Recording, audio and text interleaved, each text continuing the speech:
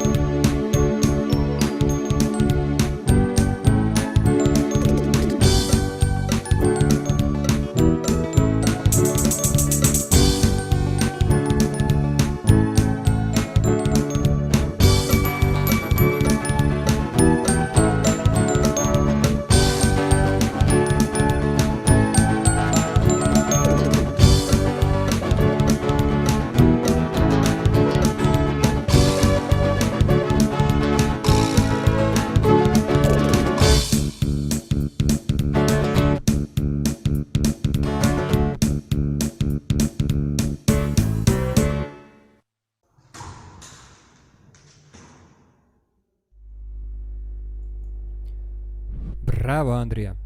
Drugari, jel da je Andrija bio super? Čekaj, stanite polako. Nemojte još da idete. Ostanite još minut, dva sa nama da kroz slike i stihove vidite kako se pravi poligon, čemu služi i šta ćete sve da naučite na stanicama. Idemo. Ravnotežu vežbam dok oblike učim.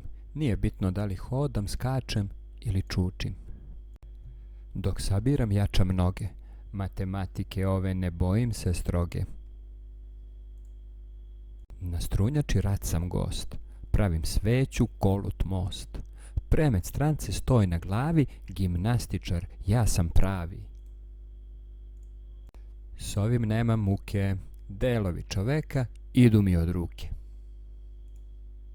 Poligon je ekstra, nema mane, dok po njemu spretno skačem, ja učim organe. Kada do nas dođeš ti zastani, mi smo tvoji vareći organi. Stepenice pametnice za učenje služe, slova lako upamtit ćeš veseli moj druže. Pred kraj poligona još je preostalo da se družiš s hranom zdravom i opustiš malo.